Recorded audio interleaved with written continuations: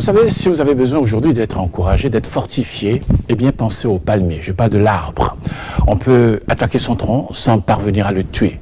En effet, pour la majorité des arbres, la sève qui se trouve juste sous l'écorce véhicule tous les éléments nutritifs nécessaires à leur survie.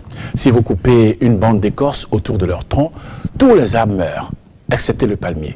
Même sans écorce, il continue à vivre et à pousser car sa sève coule en son cœur. Alors imitez-le. Ne laissez pas les circonstances triviales de la vie vous faire dérailler de votre destin. Ne pensez pas à court terme, mais considérez l'avenir lointain. Demeurez les yeux fixés sur les promesses que Dieu vous a faites, même si elles tardent à se réaliser. Vous savez, le vent peut courber le palmier en deux, sans parvenir à briser son tronc. Les ouragans les plus féroces abattent la plupart des arbres, mais pas le palmier. Il résiste aux vents les plus violents, même si ces palmiers en viennent à toucher le sol.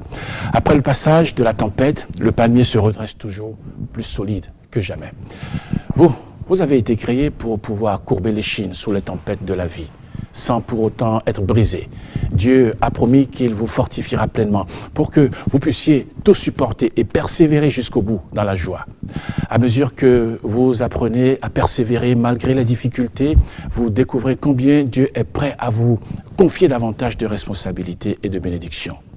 Alors, je reviens au palmier. La profondeur des racines du palmier excède la hauteur de son tronc, alors que la majorité des arbres ne s'enfoncent que de quelques mètres, au plus, sous le sol.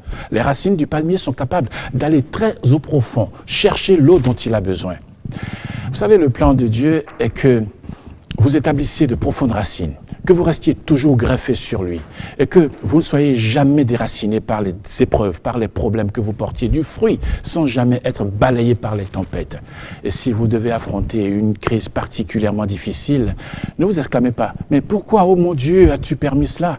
Mais plutôt dites « Oh Seigneur, que veux-tu que j'apprenne à travers cette difficulté ?»